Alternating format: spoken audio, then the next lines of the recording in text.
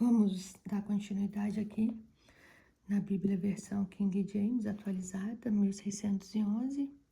A gente está em Números, capítulo 21.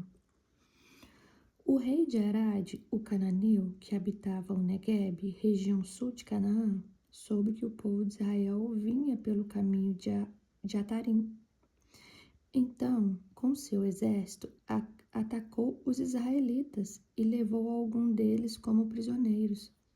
Foi quando a congregação de Israel apresentou este voto ao Senhor: se entregares este povo em nossas mãos, consagraremos suas cidades a ti, como anátema. Todos os despojos conquistados serão dedicados ao Eterno. E Yahweh, o Eterno, deu atenção às súplicas de Israel e lhes entregou os cananeus.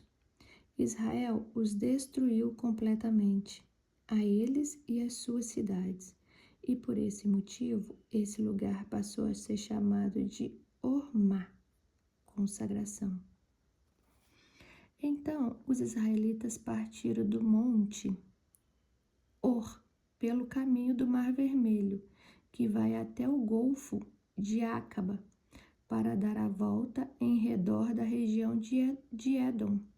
Entretanto, durante a jornada, o povo perdeu a paciência mais uma vez e passou a murmurar contra Deus mediante suas reclamações a Moisés. E o povo se queixava, exclamando: por que nos fizeste subir do Egito para morrermos neste deserto? Pois não há nem pão, nem água.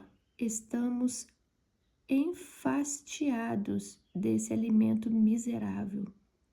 Então o Senhor enviou contra o povo serpentes peçonhentas, cuja mordedura queimava como a brasa viva, e muitos foram os que morreram envenenados entre o povo de Israel. O povo se reuniu e correu para Moisés, suplicando: pecamos ao abrirmos nossas bocas para murmurar contra Yahweh e contra ti. Rogamos, pois, que intercedas junto ao Senhor por nós, a fim de que ele afaste de nós estas cobras horríveis. E Moisés orou, intercedendo pelo povo. Então o Senhor ordenou a Moisés: faze uma serpente de bronze e coloca no alto de um poste. Todo aquele que for picado e olhar para ela viverá. Moisés modelou a figura de uma serpente em bronze e a colocou no alto de um poste. Sempre que alguém era mordido por uma daquelas cobras venenosas e olhava para a figura da serpente de bronze, ficava curado e permanecia vivo. Partiram os filhos de Israel e armaram acampamento em Obote. Depois deixaram Obote e acamparam em Ijé, Abarim, ruínas de Abarim, no deserto, em frente ao território de Moabe, ao lado do sol levante. Saíram dali e acamparam no vale de Zerede, e partiram das torrentes de Zerede e armaram acampamento do outro lado do rio Arnon, que passava pelo deserto, e se estende até o território amorreu. O próprio Arnon é a fronteira de Moabe, entre Moabe e os amorreus. É por isso que se diz no livro das guerras do Eterno: o que realizei no Mar Vermelho e nos ribeiros de Arnon. E a corrente dos ribeiros, que se estendem até a cidade de Ar e chegam até a fronteira de Moabe, de lá prosseguiram até Ber, o poço onde o Senhor falou a Moisés: reúne o povo, e eu lhe darei água. Foi quando todo o Israel entoou este cântico: jorrai água, ó poço. Cantai todos sobre a história das suas águas. a respeito do poço que os príncipes cavaram, que os nobres e líderes do povo abriram com bastões de comando e seus cajados. Então partiram do deserto para Mataná. De Mataná para Naaliel, de Naaliel para Bamote, e de Bamote para o vale, que se abre para os campos de Moabe, em direção às alturas da Pisga, que fica diante do deserto e o domina. Então Israel enviou mensageiros a Seom, rei dos amorreus, a fim de dizer-lhe: desejo atravessar tua terra. Não nos desviaremos pelos campos nem pelas vinhas. Não beberemos a água dos teus poços, seguiremos a estrada do rei, a principal, até que tenhamos atravessado todo o teu território. Seom, contudo, não permitiu a Israel atravessar suas terras. Reunindo todo o seu povo, marchou pelo deserto ao encontro de Israel e chegou a Jaza, onde combateu contra os israelitas.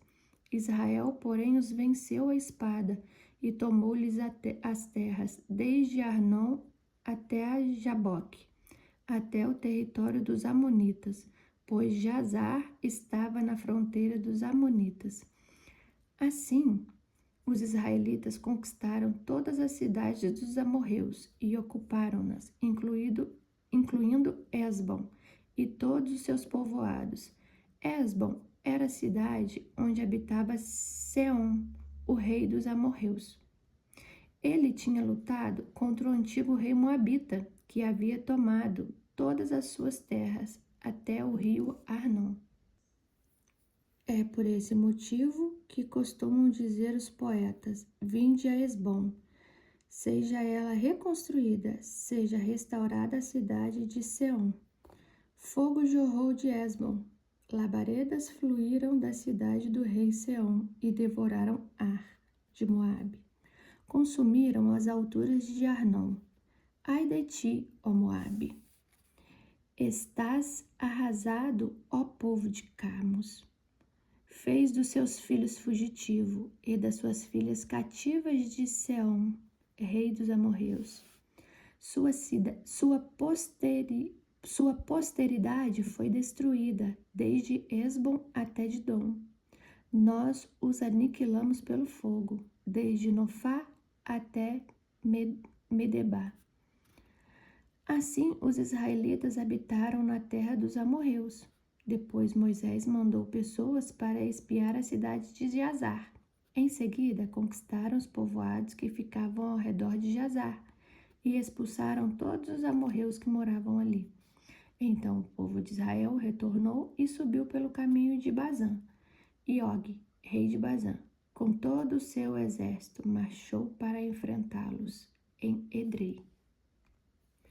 E Yahweh encorajou a Moisés, dizendo: não temas, eis que já entreguei em tuas mãos ele, o seu povo e toda a sua terra.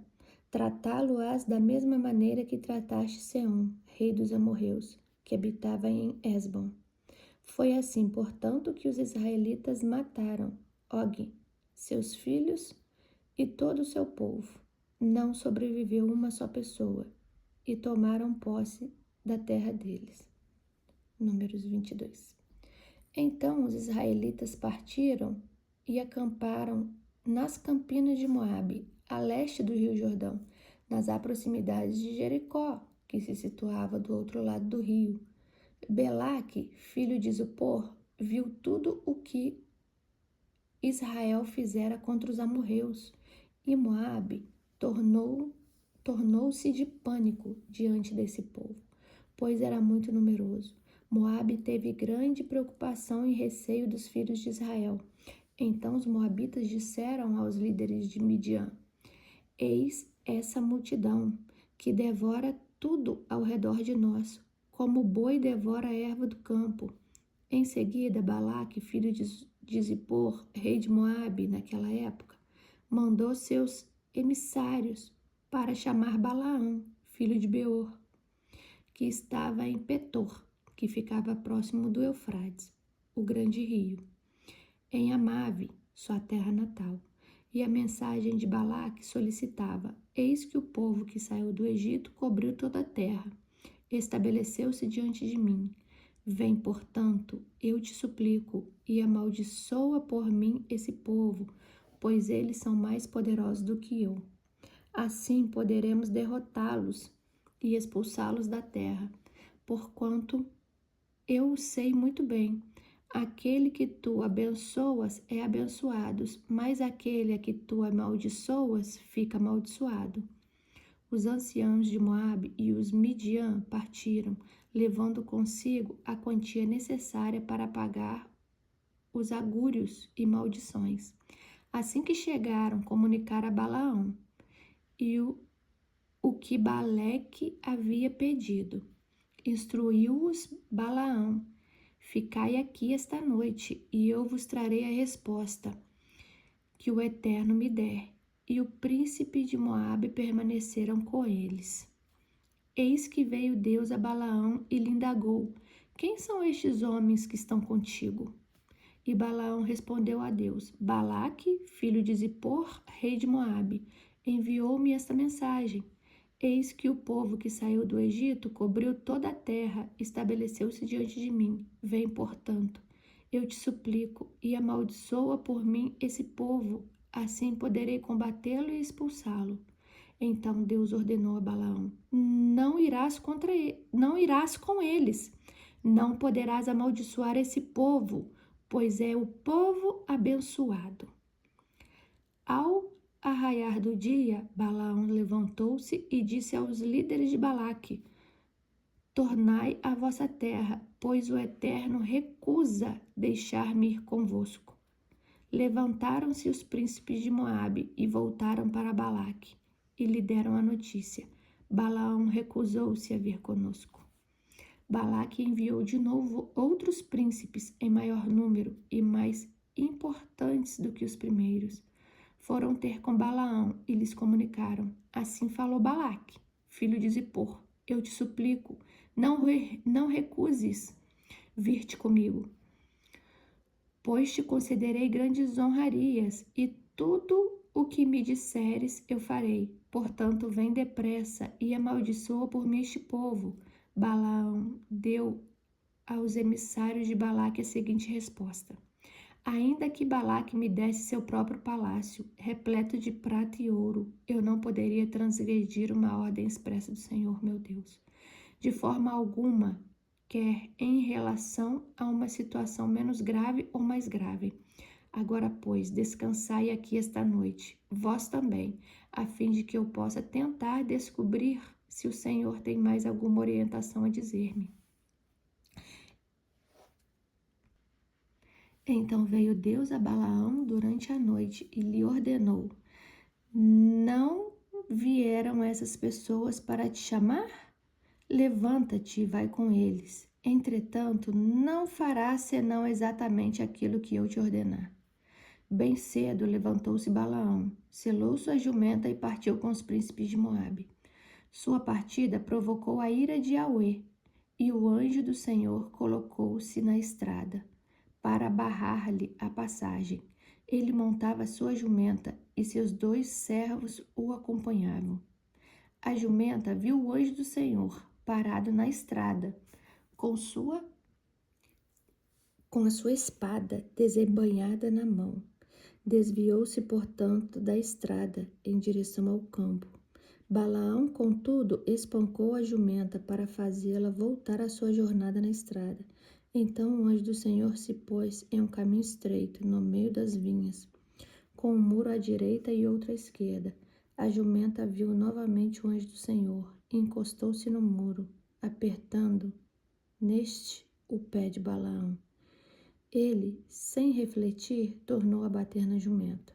O anjo do Senhor mudou de lugar e, indo adiante, colocou-se em uma passagem ainda mais estreita, onde não havia espaço para desviar-se, nem para a direita, nem para a esquerda. Assim que a jumenta avistou o anjo do Senhor, prostrou-se ao chão, com Balaão sobre o seu dorso. Balaão ficou muito irado e começou a espancar violentamente a jumenta a golpes de cajado. Então Yahweh fez que a jumenta falasse, e ela disse a Balaão: que Que te fiz eu para me teres espancado já por 3 vezes? Diante disso, Balaão respondeu à jumenta: Ora, é porque zombaste de mim. Se eu tivesse uma espada na mão, já teria matado. Quer dizer, se ele tivesse uma espada, já teria matado a jumenta. Então ponderou a jumenta Balaão: Não sou eu a tua jumenta, que te serve de montaria toda a vida e até o dia de hoje? Tenho eu o costume de agir assim contigo? Ao que respondeu ele: Não. E nesse momento Yahweh abriu os olhos de Balaão, e ele pôde contemplar o anjo do Senhor posicionado no caminho, empunhando sua espada. Então Balaão inclinou sua cabeça e prostrou-se com o rosto rente ao chão, e questionou o anjo do Senhor. Questionou-se o anjo do Senhor: Por que espancaste assim tua jumenta, já por 3 vezes? Sou eu que vim barrar-te a passagem, pois com a minha presença não podes prosseguir tua jornada.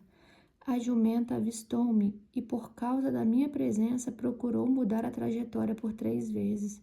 De fato, foi bom para ti que ela se desviasse, pois senão eu mesmo já teria matado. A ela, todavia, teria poupado a vida. Balaão desagravou-se diante do anjo do Senhor. Pequei. Não percebi que tu estavas posicionado no caminho para me impedires de prosseguir na minha jornada. Agora, se o que estou empreendendo não te agrada, voltarei para o meu lugar. Então o anjo do Senhor instruiu Balaão: Vai com esses homens, somente não digas absolutamente nada além daquilo que eu te mandar dizer. Balaão seguiu com os príncipes emissários de Balaque. Assim que Balaque soube que Balaão estava chegando, foi ao seu encontro em Ar, cidade nos limites do rio Amon, na fronteira de Moabe. E Balaque o questionou: Porventura não enviei mensageiros para chamar-te? Por qual motivo não viestes a mim da primeira vez? Na verdade, não estou em plena condição de recompensar-te regiamente. Balaão explicou-se a Balaque: Eis-me aqui, junto de ti. Contudo, quem sou eu para dar-te alguma palavra que o próprio Deus não colocou em minha boca? Portanto, a palavra que Deus puser em minha boca, esta eu expressarei. Balaão partiu com Balaque e chegaram a Kiriate Utsote, a cidade de Ozote, onde Balaque ofereceu um sacrifício, touros e ovelhas, e deu uma parte da carne a Balaão e aos príncipes que estavam com ele. Na manhã seguinte, Balaque levou Balaão até o alto de Bamote Baal, de onde podiam avistar uma parte do povo de Israel. Capítulo 23 de Números. Então Balaão disse a Balaque: Edifica-me aqui 7 altares e prepara-me 7 novilhas e 7 carneiros. Balaque fez como Balaão tinha dito, e os dois ofereceram em sacrifício um touro novo e um carneiro em cada altar. Aí Balaão disse a Balaque: Permanece aqui de pé, próximo dos teus holocaustos, enquanto eu vou até ali. Talvez o Senhor me permita encontrá-lo. Aquilo que ele me revelar, de igual modo te farei saber. E retirou-se para o alto de uma colina desnuda. Ali Deus veio ao encontro de Balaão, que disse a Deus: Preparei 7 altares e ofereci em holocausto um novilho e um carneiro sobre o altar. E Yahweh então colocou em sua boca uma palavra e ordenou: Volta para junto de Balaque, e assim lhe transmitirás. Assim Balaão retornou ao encontro de Balaque, ainda perto de sua oferta queimada, ele com todos os príncipes de Moabe. Foi quando Balaão pronunciou este oráculo em forma de poema: Balaque me fez vir a Arã, o rei de Moabe, buscou-me nas montanhas do Oriente. Vem, amaldiçoa por mim a Jacó. Vem e declara ameaças contra Israel. Todavia, como amaldiçoaria eu aquele a quem Deus não amaldiçoou? Como posso pronunciar condenação sobre aquele que o Senhor não quis condenar? Sim, do cume do rochedo eu vejo, do alto das colinas eu o contemplo. Eis um povo que vive separado e não se considera como qualquer nação. Quem poderia contar o pó de Jacó? Quem poderia enumerar a quarta parte de Israel? Que morra eu a morte dos justos que há entre eles, e seja o fim da minha alma como deles. Então Balaque inquiriu a Balaão: que me fizestes? Eu te chamei para amaldiçoar os meus inimigos, e tu declara bênçãos sobre eles? E Balaão contestou-o: não devo eu tomar cuidado de dizer tão somente aquilo que Yahweh me coloca na boca? Balaque lhe pede: vem, pois comigo a outro lugar. Este povo que vês aqui, não vês dele senão uma pequena parte. Não o vês de modo completo. Amaldiçoa-o por mim, ao chegares lá adiante. Então levou para Zofim, o campo dos mirantes, no topo do monte Pisga. Ali construiu mais 7 altares e ofereceu em holocausto um novilho e um carneiro sobre cada altar. Balaão solicitou a Balaque: permanece de pé junto dos teus holocaustos, enquanto irei me encontrar com ele ali adiante. Deus veio ao encontro de Balaão e pôs em sua boca uma palavra e ordenou: volta para junto de Balaque, e assim lhe falarás. Retornou então para junto de Balaque. Encontrou-o ainda em pé junto dos seus holocaustos, com todos os príncipes líderes de Moabe, que te falou Yahweh. Indagou-lhe Balaque, e Balaão declarou a sua palavra profética em forma de poema.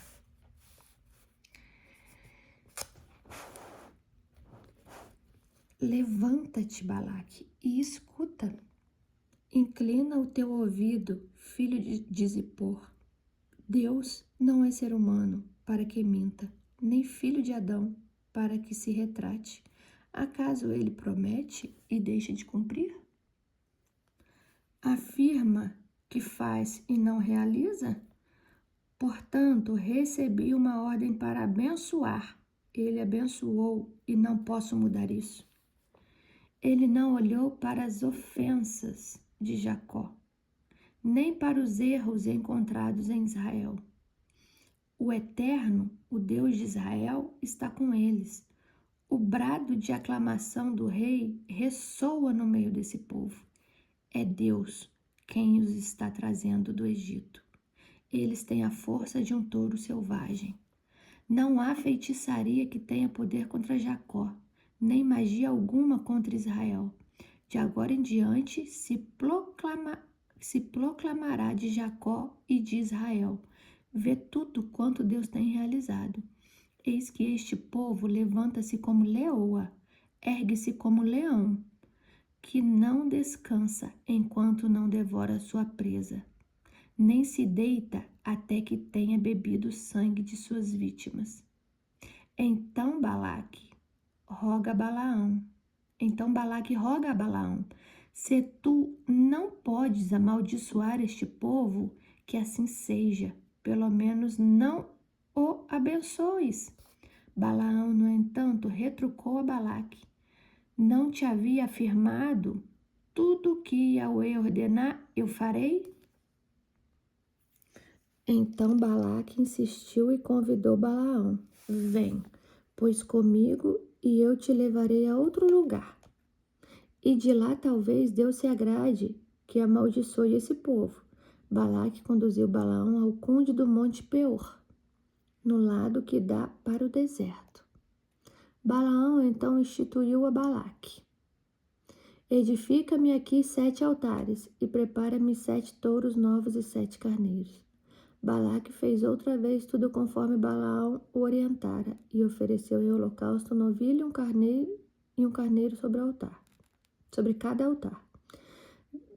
capítulo 24 de Números. Desta vez, Balaão percebeu que o Senhor muito se comprazia em abençoar Israel.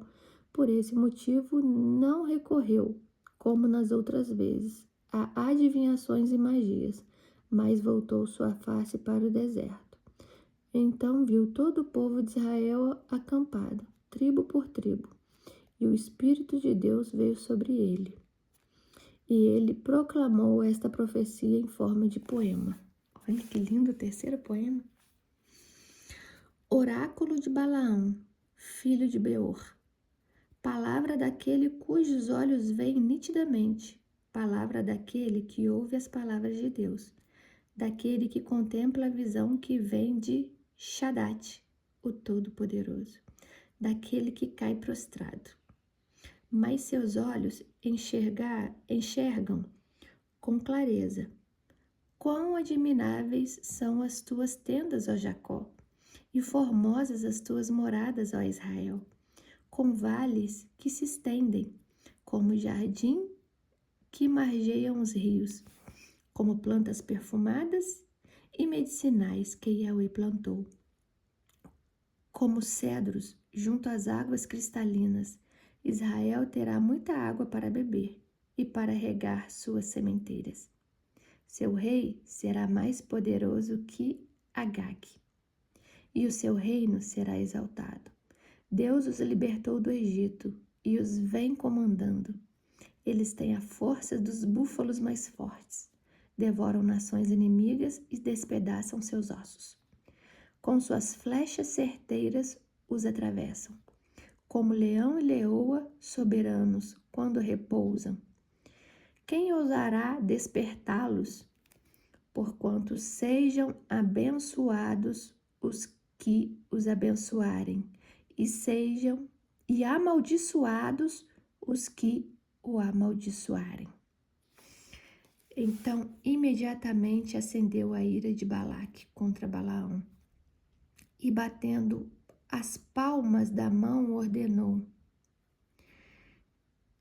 chamei-te para amaldiçoares os meus inimigos, e eis que tu os abençoa, e já por 3 vezes seguidas. Agora, pois, foge e vai para o teu lugar. Disse que te cobriria de honra e bens, contudo o Senhor te privou delas. Mas Balaão contestou Balaque: não disse eu aos teus mensageiros, ainda que Balaque me desse seu palácio cheio de prata e ouro, eu não poderia transgredir a ordem do Senhor e fazer por mim mesmo, bem ou mal, aquilo que Yahweh mandar, isso eu direi? Agora, pois, estou retornando para o meu povo. Antes, porém, vem, e eu te comunicarei o que este povo de Israel fará a teu povo nos dias futuros. Então pronunciou este oráculo de advertência em forma de poema. Quarto poema. Oráculo de Balaão, filho de Beor. Palavra daquele cujos olhos veem nitidamente.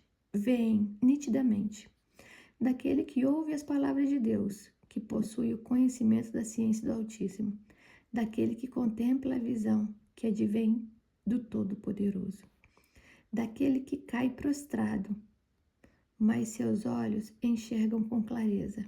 Eu vejo, mas não agora. Eu avisto, mas não de perto. Um rei, como uma estrela poderosa, surgirá de Jacó. Um cetro se levantará dentre os filhos de Israel. Ele esmagará as cabeças dos moabitas e aniquilará todos os arrogantes, filhos de Sete. Edom será totalmente conquistado por Israel. Seir, seu inimigo, igualmente será dominado. Contudo, Israel se fortalecerá. Dos descendentes de Jacó sairá o dominador. Ele exterminará todos os que restarem em Edom e nas demais cidades. Em sua visão profética, Balaão viu Ameleque e pronunciou este oráculo: Ameleque, primícias das nações. Contudo, a sua posteridade perecerá para sempre. Em seguida, viu os queneus e profetizou: a tua morada está segura, e o teu ninho está firmado sobre a rocha. Mesmo quando for destruído o queneu, quando Assur e a Síria o fizer cativo, ainda voltará. E finalmente Balaão entregou mais esta profecia: ai, quem poderá sobreviver quando Deus realizar tudo isso? Um grande número de embarcações vinda do norte, das costas de Quitim, Chipre, conquistarão Assur, a Síria e afligirão Éver, Israel. Contudo, no fim, eles perecerão para sempre. Então Balaão levantou-se e voltou para casa, e Balaque se foi pelo seu caminho. Durante o tempo, capítulo 25 de Números, durante o tempo em que os israelitas se estabeleciam no vale de Xitim, das Acácias, os homens de Israel começaram a se envolver em relações sexualmente imorais com as mulheres moabitas, que os influenciavam a participar de holocaustos e festas em oferecimento a seus deuses. O povo comia e se prostrava diante de seus ídolos. Dessa maneira, Israel se juntou à adoração de Baal Peor, e o furor do Eterno acendeu-se contra Israel. Então Yahweh chamou Moisés e ordenou-lhe: toma todos os chefes do povo, empala-os à luz do sol diante da minha presença, a fim de que o fogo da ira de Yahweh se afaste de todo o povo de Israel. Moisés instruiu aos juízes de Israel: cada um de vós mande enforcar os homens de sua tribo que se deixaram perverter e terminaram por adorar a Deus Baal Peor. Eis que chegou um homem israelita, trazendo para junto de seus irmãos uma mulher midianita, sobre os próprios olhos de Moisés e de toda a congregação dos filhos de Israel, que se levantavam e choravam à entrada da tenda do encontro. Assim que Finéias, filho de Eleazar, neto do sacerdote Arão, viu isso, apanhou uma lança. Seguiu o israelita até o interior da tenda e lá transpassou-o pelo ventre, juntamente com a mulher midianita. Então, imediatamente cessou a praga que flagelava os filhos de Israel. Contudo, os que morreram por causa do castigo da praga foram 24.000, e o Senhor declarou a Moisés: Finéias, filho de Eleazar, neto do sacerdote Arão, soube fazer cessar a minha ira contra os israelitas, porquanto entre todos eles foi tomado do mesmo zelo que eu tenho por meu povo. Por causa da atitude de Finéias, eu, em meu furor santo, não aniquilei todo o povo de Israel. Portanto, dize a ele: eis que eu estabeleço contigo, Finéias, a minha aliança de paz. Dele e dos seus descendentes será a aliança do sacerdócio perpétuo, porque ele foi zeloso pelo seu Deus e fez propiciação por todos os filhos de Israel. O nome do israelita morto na alcova com a midianita era Zenri, Zenri Ben, Salu, Zinri, filho de Salu e príncipe de uma família da tribo de Simeão. A mulher midianita que foi morta se chamava Cosbe. Ela era filha de Zur, chefe de um clã, de uma casa patriarcal em Midian.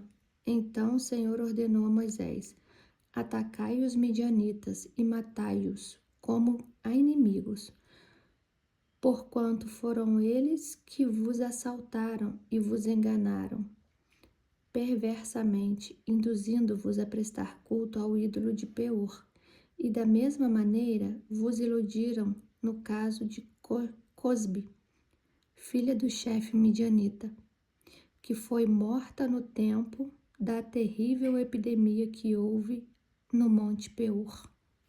Vou parar por aqui, tá? Acabei de ler o capítulo 25 de Números, né? Então, amanhã a gente fica com 26. Então, vamos lá para o nosso resuminho. Vocês puderam ver aqui que as pessoas murmuraram no deserto e após essa murmuração veio, né, essa praga das serpentes. E como muitas pessoas estavam morrendo, né, decorridas ao veneno dela, eles recorreram a Arão e Arão recorreu a Deus. E Deus fez o quê? Falou que fizesse uma serpente de bronze. E todos que eram picados e depois iam lá, a serpente ficou num poste, né? Ela ficou em cima, bem no alto. Então todas as pessoas que eram mordidas pela cobra e iam lá e olhavam para a serpente, elas não morriam. Mas será que a serpente tinha algum poder de cura? Não. Elas não morriam pelo simples fato de praticar o que Deus mais gosta, que é a obediência. O poder da cura não estava no objeto ali, a cobra. Não era naquele objeto que estava a cura. Mas na obediência e na fé de cumprir o que Deus havia dito. Que era somente ir ali e olhar para a cobra, para a serpente. Conforme a instrução divina. Eu vou provar isso para vocês lendo aqui João,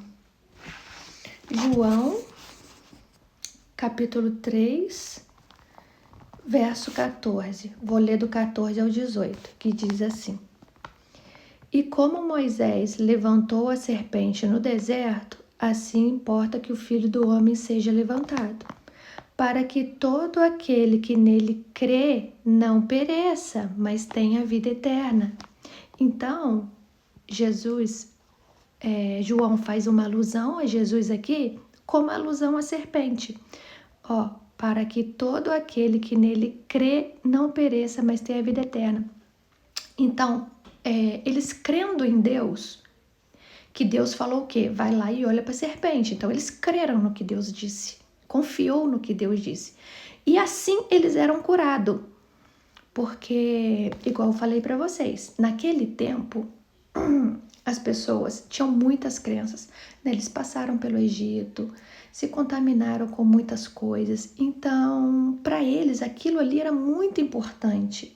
E para Deus, a obediência era muito importante. Então, Deus pediu que fosse feito aquela serpente, não em prol da adoração dela, mas em prol da obediência de Deus. E Deus sabia que o povo realizaria esse feito, por quê? Porque o povo já havia sido contaminado por várias crenças de outros povos. Então, aquilo ali seria algo que, como se fosse que o coração deles ficassem mais calmo, mais quentinhos, de estar vendo algo. Porque nós, seres humanos, não todos, mas alguns seres humanos, eles necessitam de ver algo. Então, ali, quando eles viam a figura daquela serpente, eles automaticamente curavam, mas não era por ver a serpente, era pela palavra de Deus, que Deus já havia dito: se eles olharem, eles serão curados. Então, era no acreditar na palavra que Deus havia dito a eles. Eu vou continuar aqui a leitura para ficar melhor, né, do que eu falei que estava lendo. João, capítulo 3, do 14 ao 18. Então, como Moisés levantou a serpente no deserto, assim importa que o Filho do Homem seja levantado, para que todo aquele que nele crê não pereça, mas tenha vida eterna, porque Deus amou o mundo de tal maneira que deu seu Filho unigênito, para que todo que nele crê não pereça, mas tenha vida eterna, porque Deus enviou o seu Filho ao mundo, não para que condenasse o mundo, mas que para o mundo fosse salvo por ele. Quem crê nele não é condenado, mas quem não crê já está condenado.